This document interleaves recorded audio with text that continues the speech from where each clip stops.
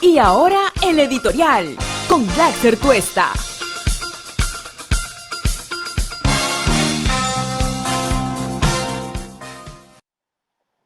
En nuestro país hemos tenido, digamos, y esto no es solo porque la historia así lo consigne, sino porque muchos de nosotros lo hemos directamente vivido. Hemos pasado episodios muy difíciles, muy controversiales, muy dramáticos, no solo, digamos, la época de la violencia, la dictadura, sino una democracia, una transición democrática que no ha podido seriamente profundizar y resolver los problemas que hoy día nos están aquejando, entre ellos, por supuesto, la corrupción y la precariedad institucional. ¿Y por qué sucedió eso? Porque cuando Sendero Luminoso y el MRTA, lamentablemente y con sangre, iban teniendo nuestro país, matando a gente que nada tenía que ver con la insanía ideológica que los llevó a la muerte y al terror, y una respuesta estatal, primero totalmente fuera de una realidad que había que explorar de una manera distinta, y por cierto, tomar los recaudos y las precauciones para cuidar la integridad de la gente, llevaron a graves casos de violación de derechos humanos también. Y eso generó mucha desazón, mucha muerte, mucho dolor y todavía una agenda pendiente que hasta ahora no hemos podido superar. Según el informe de la Comisión de la Verdad y Reconciliación, son cerca de 70.000 personas que murieron y desaparecieron en esa época de la violencia en nuestro país. Pero junto con eso, ahí se develaron, se mostraron las grandes causas y problemas de por qué hasta ahora seguimos en un país con tanta desigualdad e inequidades. La falta de acceso a servicios públicos centrales para poder tener condiciones mínimas y tener, ojalá, algún nivel de posibilidades de que la situación precaria que mucha gente vive pueda cambiar poco a poco, sino también los grandes problemas institucionales en la respuesta a aquellos problemas que nos aquejan cotidianamente.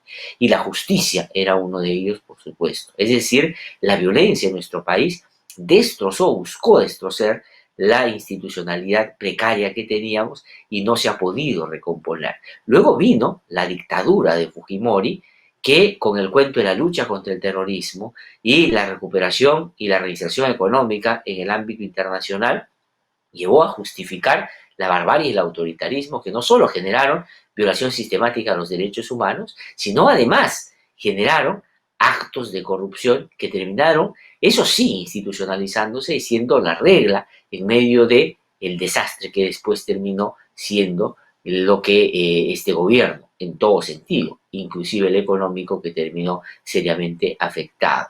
Y ahí también, ¿qué cosa se sacrificó? La institucionalidad.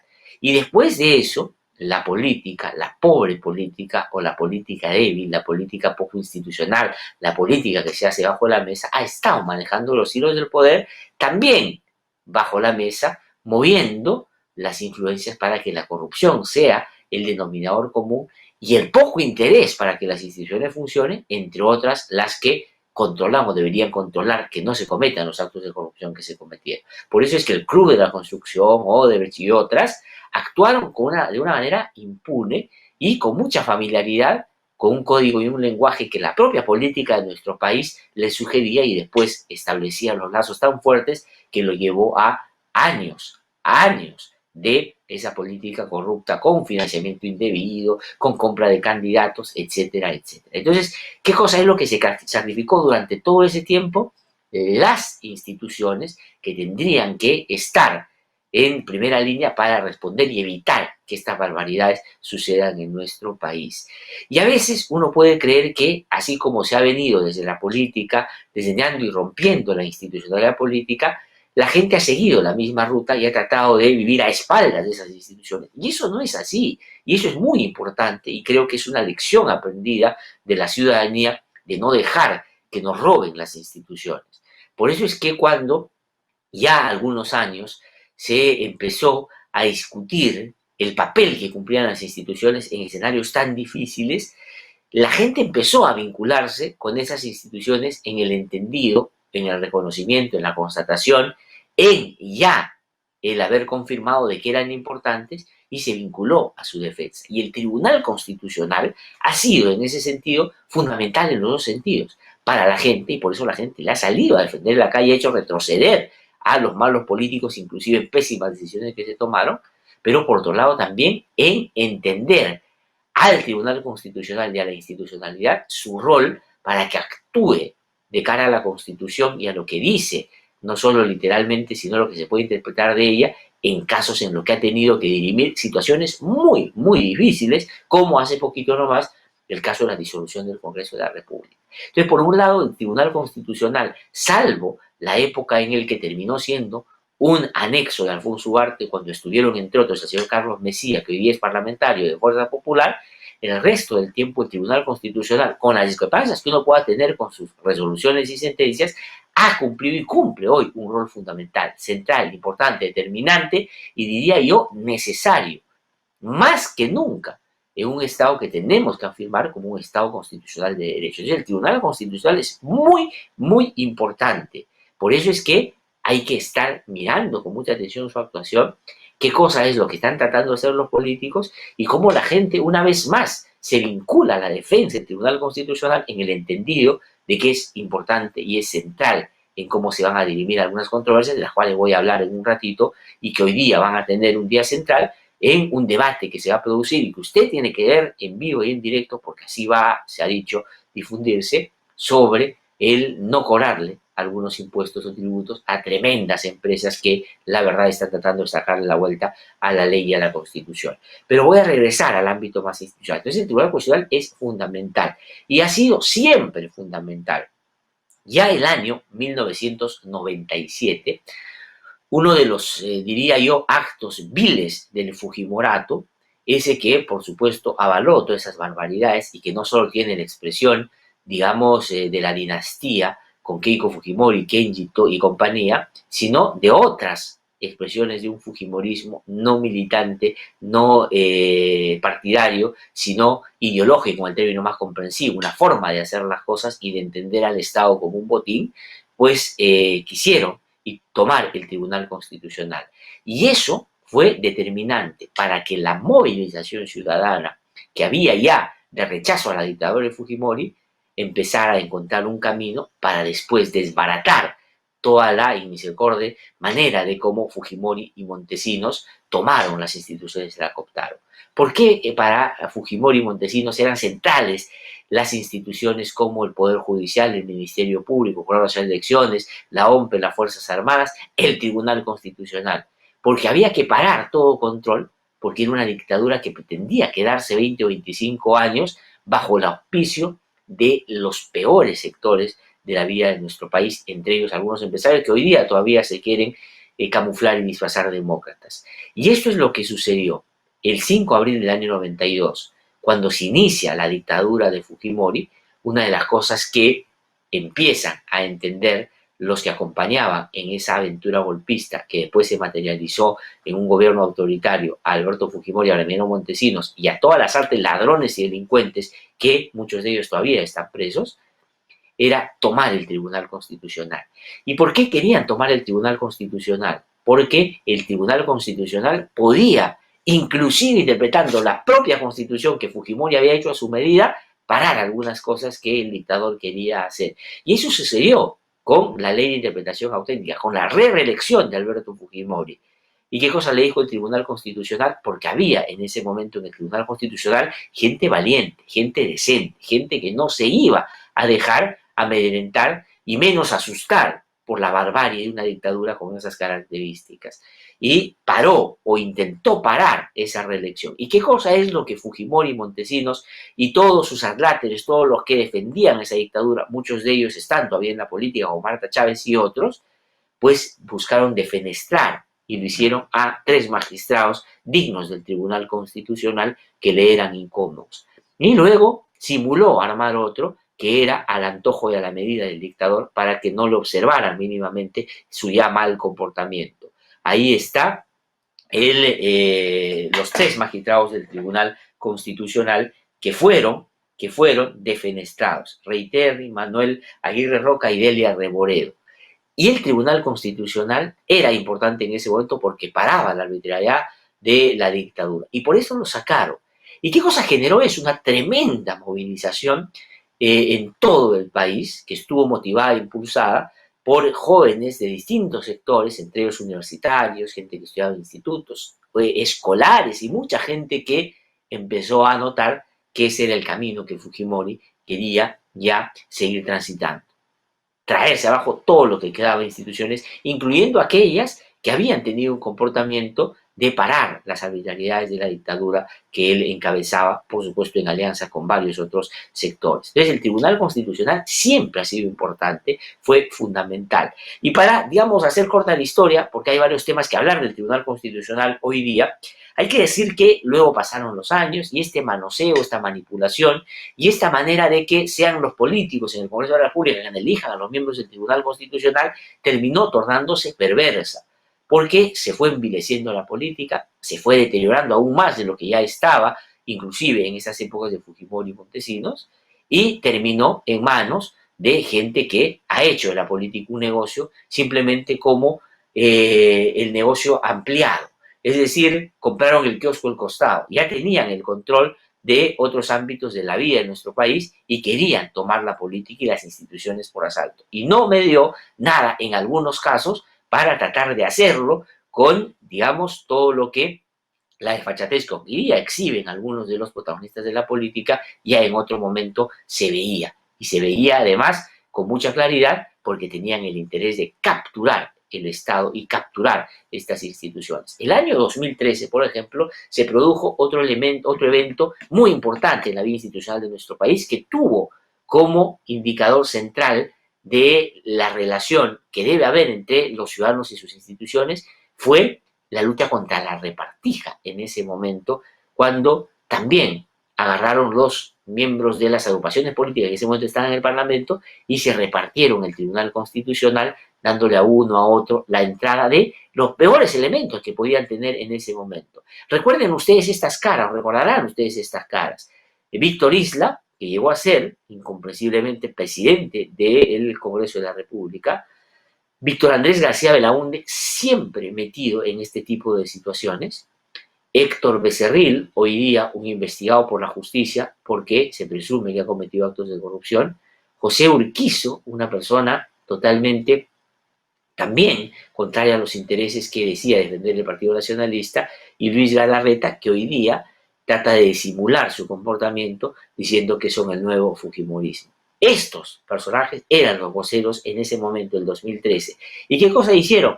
Una repartija. Aquí están las transcripciones de un audio que se filtró a la prensa justo cuando estaban discutiendo a quienes iban a meter al Tribunal Constitucional, y lo que querían era el Partido Nacionalista meter a la gente que iba a defender, a Nadine Heredia y a Ollanta Humala.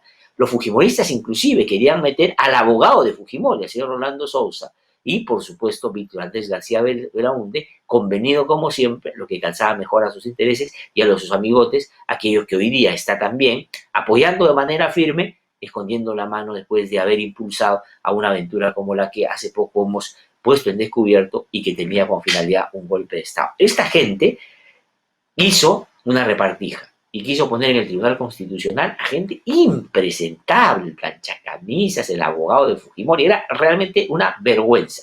¿Qué hizo la gente, la ciudadanía, como en el año 97? Salió a la calle, peleó contra esta gente y logró revertir esa elección.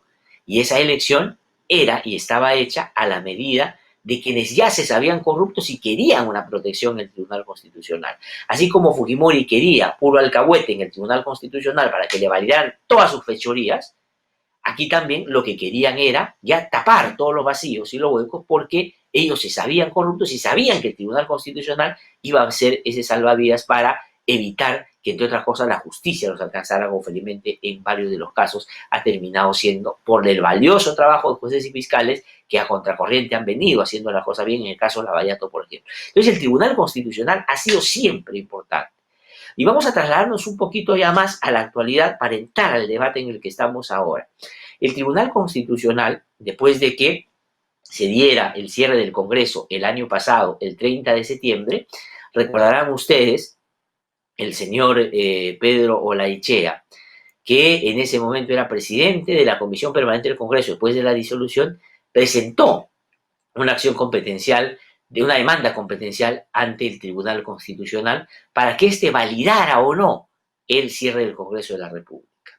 Miren qué tan importante es el Tribunal Constitucional. Lo fue en la época de Fujimori para parar al dictador, lo fue en otros casos de los cuales voy a hablar en un ratito y por eso la gente se vinculó con el tribunal y defendió después de la repartija y validó el cierre del Congreso de la República, cosa que si no hubiera hecho, se hubiera tenido que revertir eso y tendríamos ya no solo los vergonzosos ampones que había en ese momento en el Congreso de la República, sino probablemente ya Vizcarra no sería presidente de la República y otros hubieran tomado el poder y el señor Galarreta, que está tratando de, dice, rearmar el fujimorismo, sería presidente de la República, hubiera sido por un tiempo hasta convocar nuevas elecciones. Entonces, eso es lo que hubiera pasado. El Tribunal Constitucional lo paró. ¿Y por qué lo paró? Porque la gente salió a protestar. Y salió a protestar porque sabía que si tomaba el Tribunal Constitucional, pues esto iba a funcionar de acuerdo a los intereses de tanto truán que está metido en la política. Entonces el Tribunal Constitucional tiene ese nivel de importancia. Y hoy día es muy importante también, porque acaba el Ejecutivo de presentar una demanda competencial, por ejemplo, con el tema este de lo que estaba haciendo el Congreso de la República en torno a la interpretación particularísima de la incapacidad moral permanente del presidente de la República. No aceptó la medida cautelar, pero sí va a tener que discutir el fondo porque la ha admitido y ahí van a corregir esa barbaridad de que un grupo de amorales, de inmorales, de gente sin trayectoria, sino más bien con prontuario, sea lo que determine si el otro es moral o no, ético o no, y si está riñendo con lo que se espera de una autoridad del máximo nivel en nuestro país. Entonces el Tribunal Constitucional tiene esa importancia. Y siendo y teniendo esa importancia, lo que hay que hacer es defender el Tribunal Constitucional porque lo quieren tomar por asalto. No estoy exagerando, no estoy inventando. Eso es lo que quieren hacer. Entonces, ¿qué cosa es lo que ha sucedido? Es que se ha creado una comisión en el Congreso de la República que tiene dentro de sus integrantes personas de distintos partidos, de todas las agrupaciones políticas que están representadas en el Parlamento. Pero miren ustedes a quienes han elegido algunas agrupaciones políticas con el claro interés de tomar el Tribunal Constitucional. Al señor Vega Antonio de Unión por el Perú está metido en esa comisión. El señor Luna Morales está metido en esa comisión. ¿Y qué puede salir de la suma del señor Vega Antonio y del señor Luna Morales de cara a el Tribunal Constitucional? Desde mi modesto punto de vista, nada que pueda ser bueno para el país por el comportamiento que han venido teniendo durante su paso por la política y por este Congreso que ya sabemos a dónde está apuntando. Y además hay un claro conflicto de intereses que voy a explicar en un ratito. Pero ¿por qué el señor Luna Morales? ¿Por qué el señor Vega Antonio? ¿Por qué, digamos, la gente que está ahí, la señora Céspedes del FREPAP denunció inclusive que había una voluntad expresa de estos señores de ponerse de acuerdo debajo de la mesa para meter al Tribunal Constitucional gente con un perfil que calce en los intereses de esas agrupaciones políticas y no en lo que deberíamos exigir para que me lleguen a una instancia tan importante como el Tribunal Constitucional? Y lo denunció. Ahora, vamos a ver, no vaya a ser que por la vagancia votaron en abstención y después terminaron siendo, junto con Unión por el Perú, los únicos que votaron a favor de la misma. No vaya a ser que terminen siendo los tontitos útiles de esta gente que sí quiere tomar por asalto el Tribunal Constitucional. Pero ¿qué cosa les interesa el Tribunal Constitucional? Su historia, lo que hicieron en el 97, lo que se evitó que hicieran después del 2013, lo que, digamos, ha resuelto en otros ámbitos tan fundamentales como la lucha contra la corrupción, la lucha contra el lavado de activos, los derechos humanos, la democracia. No, sino porque ahí puede estar, digamos, esa ventana entreabierta por donde volver a contraatacar y a generar vigorosidad, no solo en sus intereses, sino en la posibilidad de garantizarlos en medio de una turbulencia como la que estamos viviendo. Es decir, tener a un Tribunal Constitucional que esté a la medida de los intereses de esta gente. A ver, ¿qué casos podrían llegar al tribunal? Y de hecho han llegado, para que usted entienda mi punto de vista en términos de por qué les interesa tanto. Una persona que está vinculada al caso Lavallato o a una investigación por corrupción, lavado de activos, criminalidad organizada, que en la política hay varios, y pongo usted el ejemplo que quiera. Supongamos que está siendo investigada y esta persona, en paralelo a la acción que está tomando la justicia frente a su mal accionar, pues decide emprender una acción paralela que puede ser un amparo, que puede ser un habeas corpus, en fin, puede presentar cualquiera de estas acciones y esto puede terminar en el Tribunal Constitucional. Si el Tribunal Constitucional está llena de malhechores, ¿no? ¿Qué cosa es lo que va a pasar? Le van a dar, por ejemplo, libertad a alguien que no le corresponde. O van a generar una jurisprudencia o van a generar un precedente que se aplique para ese caso, pero que beneficie a todos los que están metidos en la criminalidad organizada, el lavado de activos, la corrupción. Es decir, el Tribunal Constitucional, como en el caso de Keiko Fujimori, desde mi modesto punto de vista, indebidamente la sacó de la cárcel, podría generar precedentes de esa naturaleza para que otros puedan seguir la misma suerte si es que están en similares situaciones que la señora Keiko Fujimori. Entonces el Tribunal Constitucional puede hacer eso. No es una cuarta instancia, pero sí puede en algunos casos, si es que está llena de gente impresentable, pues hacer de una cuarta instancia y traerse abajo todos los procesos judiciales que pueden haberse ya desarrollado y haber generado inclusive la responsabilidad de determinados personajes vinculados a la política, a los empresarios o a lo que fuere. Esa es la importancia del Tribunal Constitucional. Otro caso, por ejemplo, el Congreso de la República sigue abusando del poder que tiene, sobre todo en este último año, y sigue sacando leyes que pueden ser bárbaras y generarnos problemas severísimos ahora y más adelante. Si el Tribunal Constitucional está en manos de lo que quieren poner el señor Luna Morales y el señor Vega Antonio, lo que van a hacer es hacerse la vista gorda, sencillamente no combatir y parar esas arbitrariedades y convalidar esos actos. Si el Tribunal Constitucional los convalida, ya no hay posibilidades de reclamación alguna en el ordenamiento legal nacional. Y entonces todo sería hecho consumado. ¿A favor de quién? ¿Del país? No. ¿A favor de quiénes? De esa gente que está haciendo demagogia, queriendo querer actos o generar actos para cosechar ellos mismos y, por supuesto, fortalecerse y de manera permanente seguir sacando las cosas que estén básicamente a su favor.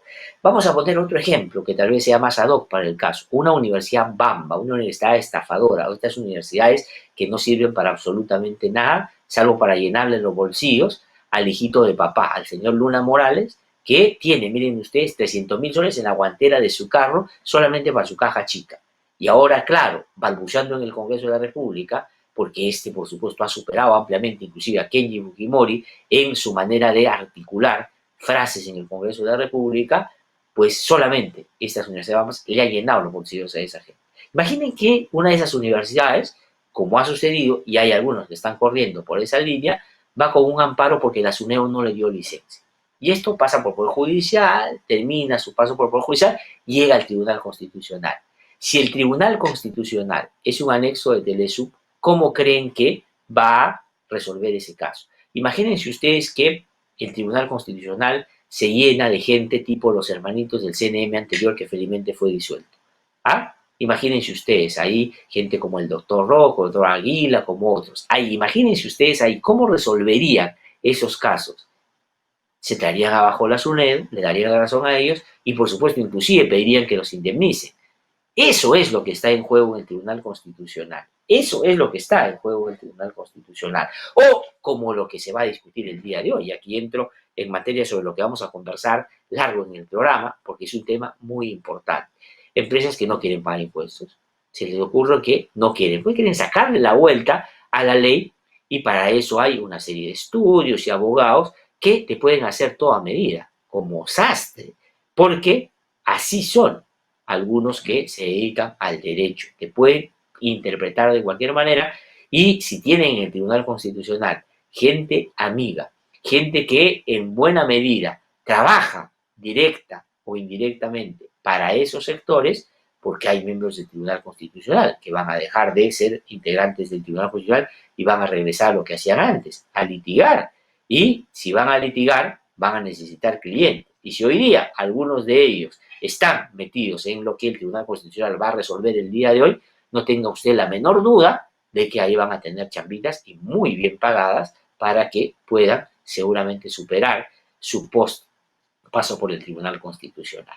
Entonces, ese es el nivel de presencia y de importancia del Tribunal Constitucional. No es cualquier cosa, no es cualquier institución que, en fin, si termina en manos de algunos personajillos, bueno, ya se les podrá contrapesar. No, es la última palabra en materia constitucional. Si ellos dicen no, es no y no hay posibilidad de revertir ya esa situación. Por eso es que lo quieren tomar. Y esta gente, como Vega Antonio, como Luna Morales, que por supuesto no van a los debates de esta comisión, con la Constitución en la mano, con el reglamento, ¿no? No, van con patecabra, con ganzúa. ¿Por qué? Porque quieren entrar a como dé lugar y tomar el Tribunal Constitucional. Esa es la verdadera voluntad de estos sectores. Por eso es que ellos mismos se han puesto en esta comisión. Y por eso es que están demorando. Ya quieren sacar un perfil ya y un procedimiento de cómo seleccionar a quienes van a terminar participando en este concurso. Para ellos, después de hacer discernir, digamos, a los candidatos, pasar lo que proponen al Pleno para que puedan, con los votos que la Constitución establece, pues puedan elegir a los representantes del Tribunal Constitucional actual, que más allá de lo que se pueda decir de uno que otro, ha estado a la altura de circunstancias en muchos casos, como por ejemplo el cierre del Congreso el año pasado. Pero ha habido dentro de ellos algunos que ya sabemos, orgánicamente han venido trabajando para estos intereses mafiosos que hoy día saludan la posibilidad que este Congreso elija a los nuevos miembros del Tribunal Constitucional. Es verdad que el plazo se ha vencido ya de los miembros del Tribunal Constitucional de 6 de 7 y pronto se vence el del 7º también, pero nada obliga a que si no hay posibilidades y capacidad y sobre todo transparencia y decencia en el Congreso para elegir bien, que se postergue para que el próximo Congreso lo haga. Y eso es lo que debería suceder. Este Congreso, que la semana pasada discutía en los términos que usted apreció una vacancia, solo para tratar de concretizar y llevar a la práctica un complot y un golpe de Estado que claramente se diseñó hace bastante tiempo, tratando de justificarlo con un asunto que ha generado indignación a la población, es gente que está descalificada para elegir a los miembros del Tribunal Constitucional. Además, en el marco de un clarísimo conflicto de intereses, porque se acaba de ser demandado el Congreso por justamente el pedido de vacancia del presidente de la República por incapacidad moral permanente, y este Tribunal Constitucional ya vio el caso, ya lo admitió, ya lo está discutiendo, ya lo está analizando. Imagínense ustedes que ese Congreso, que tiene hoy día un caso en el Tribunal Constitucional, sea el que elija a los miembros de ese tribunal, que si son reemplazados en estos 2 meses que va a discutir la resolución de ese caso competencial sobre el tema de la vacancia presidencial, si lo reemplazan, van a ser esa gente que elige este Congreso el que vea ese caso. Y si eligen a los que ellos quisieran elegir, pues le van a dar razón al Congreso de la República y otra vez regresamos al tema de la vacancia y otra vez Vizcarra termina sometido a lo que ya vimos las semanas anteriores. Esa es la verdadera voluntad de este Congreso de la República. Dígame usted, amigo o amiga que nos escucha, que no solo, digamos, con el tiempo, sin ser abogados, de repente han empezado a conocer mucho más de todas estas leguleyadas y estas maneras perversas de la política tratar de cooptar las instituciones. Dígame usted si cree que este Congreso de la República, lleno de Chejades, lleno de Omonte, lleno de Luna Morales, lleno de Vega Antonio, llenos de Burga, iba a decir Vitocho, o los Vitocho Boys, ¿no? Están o no en capacidad moral, ética, de poder elegir a un tribunal constitucional. Eso creo que claramente debería estar descartado. No porque no tengan, digamos, constitucionalmente el mandato, sí lo tienen, el Congreso es que tiene que elegir, pero no lo pueden hacer en estas condiciones, exhibiendo ese comportamiento, dejar al próximo Congreso ya que elija con mayor tiempo. O, como han dicho algunos, debería, ¿no es cierto?, discutirse a fondo todo lo que se requiere para elegir bien y hacerlo de la manera más transparente posible. Y hoy día el Tribunal Constitucional va a analizar una demanda que lo que busca es prescribir la deuda tributaria de más de 200 empresas. Esto es más o menos 11.000 millones de soles. 11.000 millones de soles, digamos que largamente excede el presupuesto de algunos, digamos, sectores en nuestro país que están alicaídos, tremendamente disminuidos, y se ha podido notar eso en medio de una pandemia tan grave que nos está haciendo daño de manera tan severa como en salud, por ejemplo, educación y otros sectores. Es un poco menos del 10% del presupuesto anual. Todo eso, algunas empresotas con grandes estudios de abogados y gente que les hace, por supuesto, las interpretaciones auténticas que les pidan a cambio de una cantidad importante de ceros al costado de los cheques que le van a dar, ¿no es cierto?, quiere hoy día evitar que el Estado pueda cobrar 11.000 millones de soles en tributos. ¿Quiénes están en esa lista? Lo vamos a más adelante conversar con uno de los abogados de la SUNAT que está, por supuesto, del otro lado. interpretando desde mi punto de vista correctamente lo que se establece para cobrarle tributos a estas empresas. Y ellos han tratado de encontrar por ahí una salidita para traerse abajo todo, y eso me parece que no debería suceder. Pero hasta donde he podido entender o ver o conocer en el Tribunal Constitucional, hay 4-3 a favor de que se le dé la razón a las empresas y no se cobre los 11.000 millones de soles. ¿Quién está batuteando? ¿Quién está liderando? ¿Quién es el capitán de ese equipo que quiere jugar en contra de los intereses nacionales? El señor Blume, que ha hecho una propuesta donde dice, no, pobrecito, no, ¿qué le vas a cobrar a estas empresas? ¿Qué le vas a cobrar a Odebrecht, a Buenaventura? ¿Qué le vas a cobrar a Scotiabank? ¿Qué le vas a cobrar a Interbank? No, no les cobres, pobrecito. En el momento en el que la economía está severamente golpeada y el Estado necesita recaudar para poder, ojalá, satisfacer de mejor manera las necesidades que la gente tiene cuando exige mejor salud, mejor educación, sobre todo ahora que todo va a quedar severamente golpeado, porque la pobreza va a crecer, el desempleo ya lo vemos, en fin, todo lo que usted ya sabe y padece cotidianamente. Y el señor Blume, a sola firma, como sacó a Keiko Fujimori, desde mi modesto punto de vista, indebidamente, quiere regalarles 11.000 millones de soles a estas personas. O sea, ya no es Papá Noel, porque estamos en época navideña, sino quiere darles un primaveral, ¿no es cierto? Un regalo primaveral. Y eso no puede ser posible. Hoy día la discusión va a ser felizmente pública y ahí vamos a ver de qué lado se ponen los magistrados del Tribunal Constitucional. Y me parece que hasta ahora hay una mayoría que se inclina por darle la razón a las empresas. Y por favor, no tengo la menor duda que no es la razón la que está inclinando la balanza, por lo menos en alguno de esos casos. Pero hoy día lo vamos a ver y en un ratito vamos a hablar con Marcial Rubio, que es abogado de SUNAT, sobre qué cosa es lo que está en juego y qué cosa es lo que está pasando y qué cosa es lo que alegan estas empresas para no querer pagar lo que usted, amigo y amiga, hacemos permanentemente porque es nuestra responsabilidad como ciudadanos, ¿no es cierto?, pagar nuestros impuestos. Pero a esta gente que no solo se mete a Reactiva Perú, despide gente de manera contradictoria y paradojal, pero además ahora no quiere pagar impuestos, es realmente una vergüenza. Ese es un tribunal constitucional que, por supuesto, hay que evitar consume una cosa de esa naturaleza.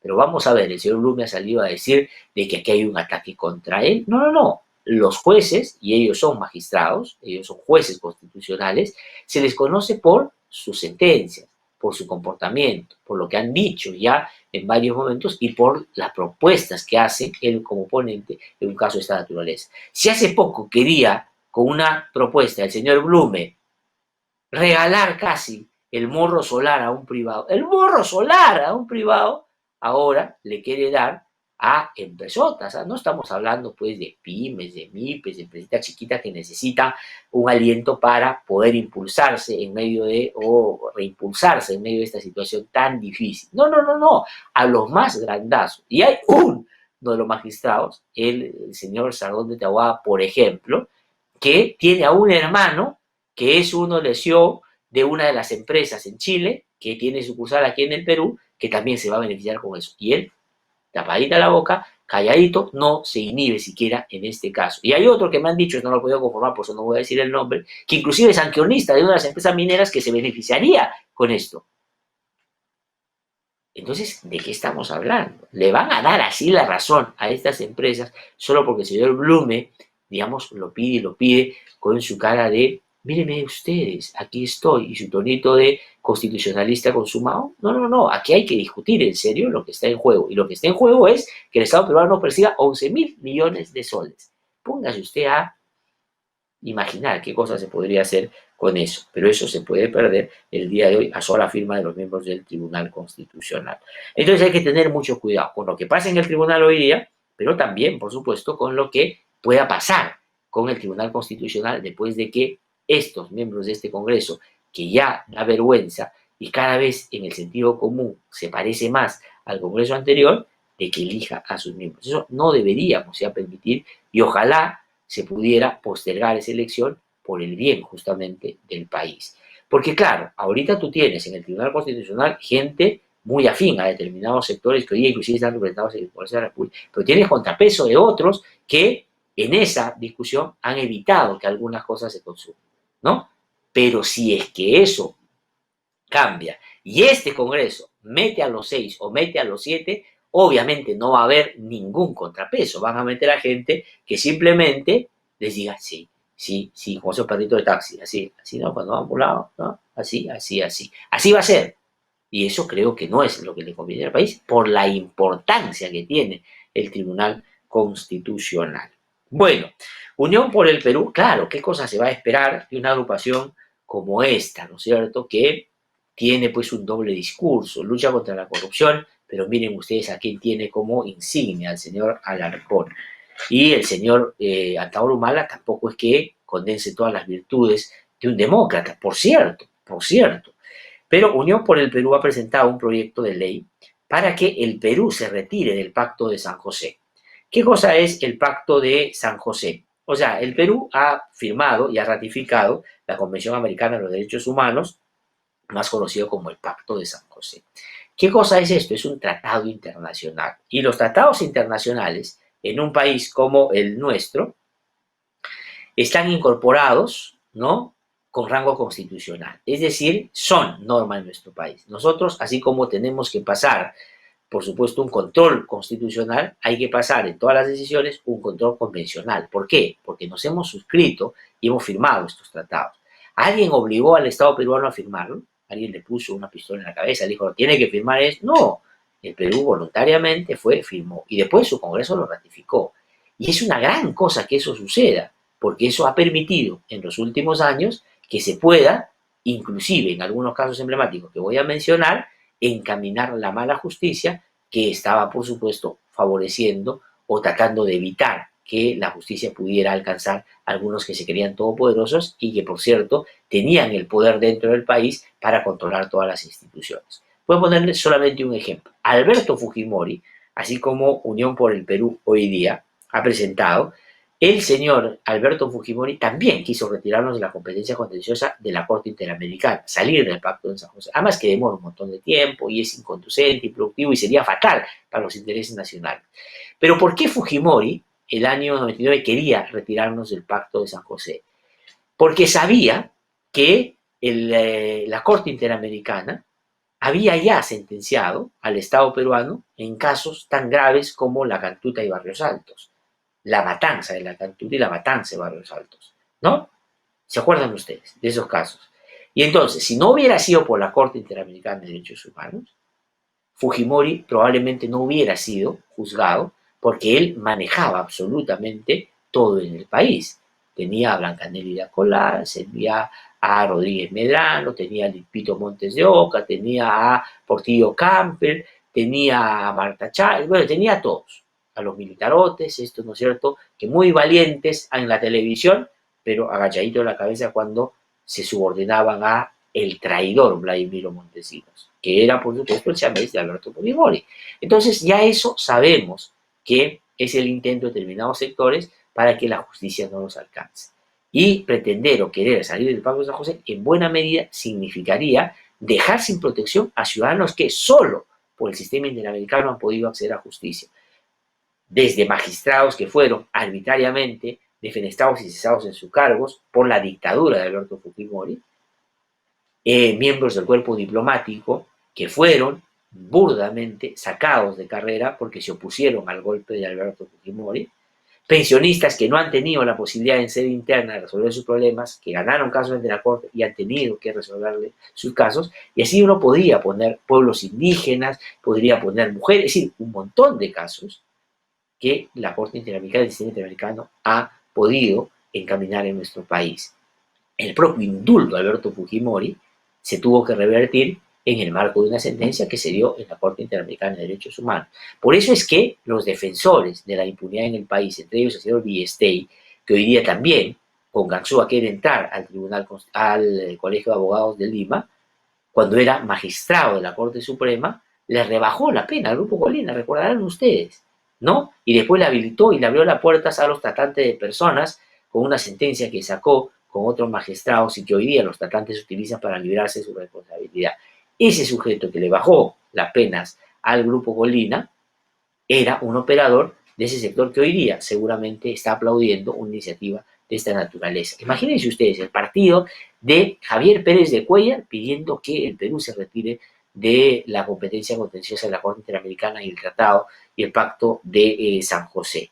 Pero, ¿cuál es el propósito? De que, por supuesto, se pueda traer abajo toda posibilidad de que así aquí se controlan las instituciones que no puedan realizarse esos casos en sede internacional.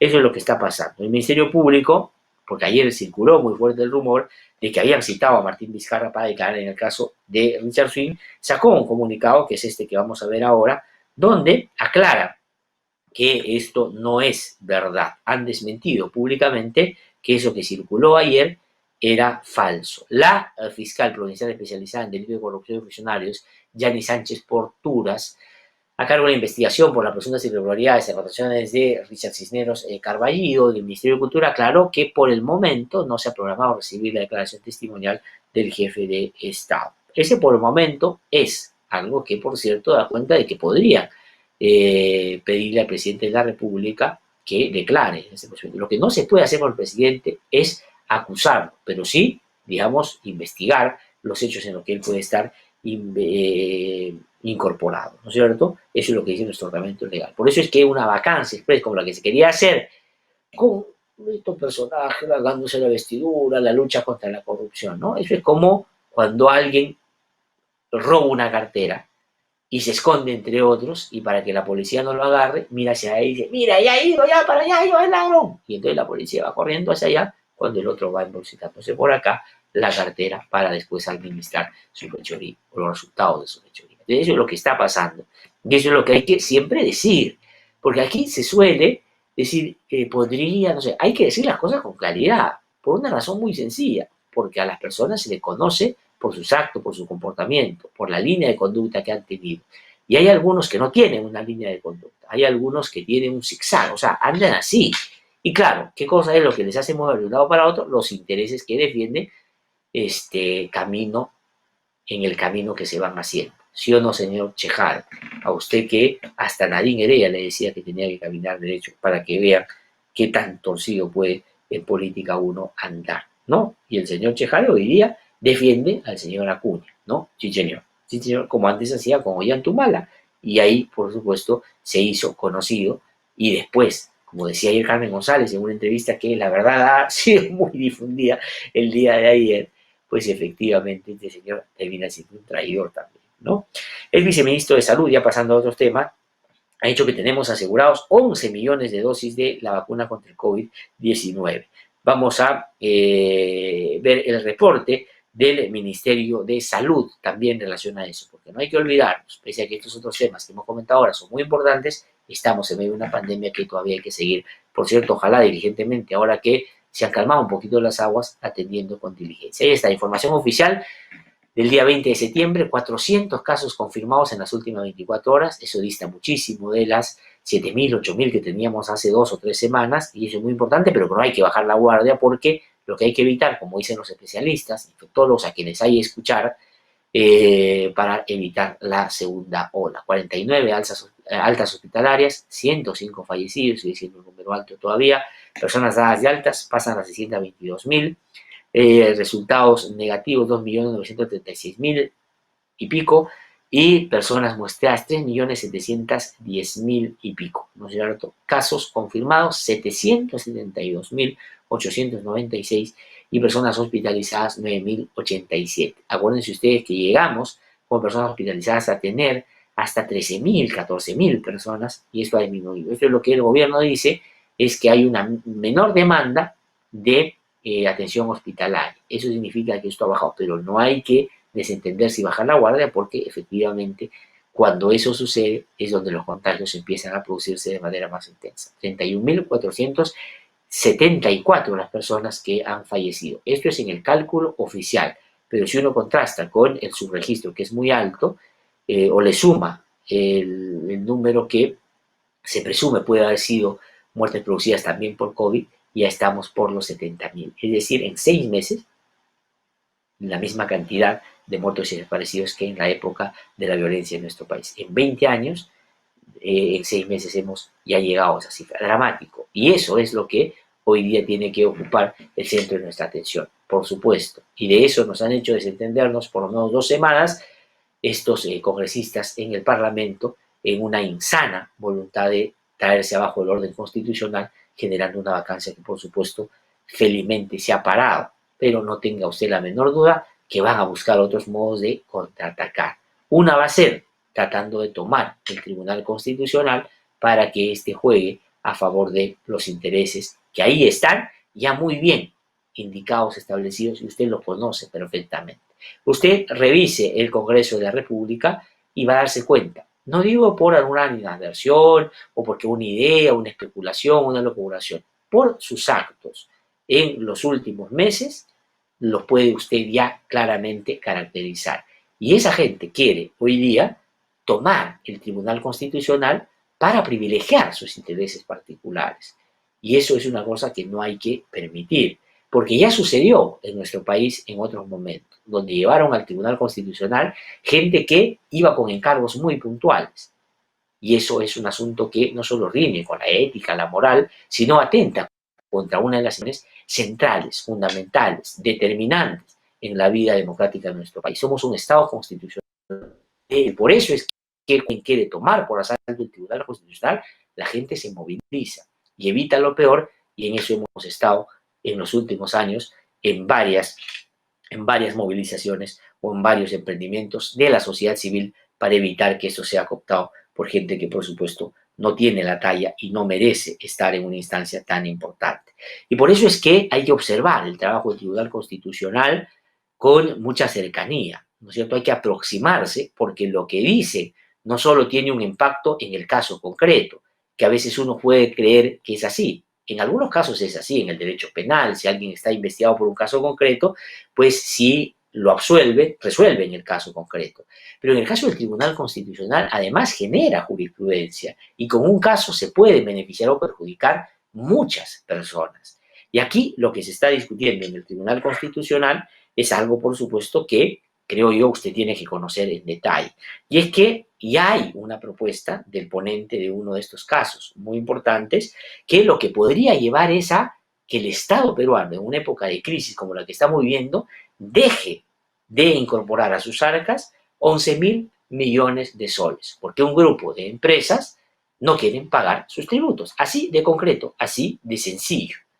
Y vamos a hablar con el doctor Marcial Rubio, que usted conoce perfectamente, un conocido jurista, además que nos va a explicar, por su capacidad que tiene como docente, de qué se trata, cuál es la pretensión y por qué ellos, que están defendiendo los intereses de todos los ciudadanos, porque la SUNAT es una instancia pública, que es la que recauda los impuestos, que a la vez sirven para desarrollar las políticas públicas y responder a los problemas que la pandemia, por ejemplo, nos está dejando: salud, educación y otros. 11.000 millones de soles es más o menos un 8% del presupuesto anual de nuestro país que dejaríamos de cobrar. Pero, ¿de qué lado está la razón? Yo tengo, porque he leído el caso, la impresión de que está del lado de la SUNAT. Hemos presentado el editorial con Laxer Tuesta. Suscríbete a nuestro canal de YouTube, búscanos como IDL Radio y activa las notificaciones para ver No Hay Derecho en Vivo.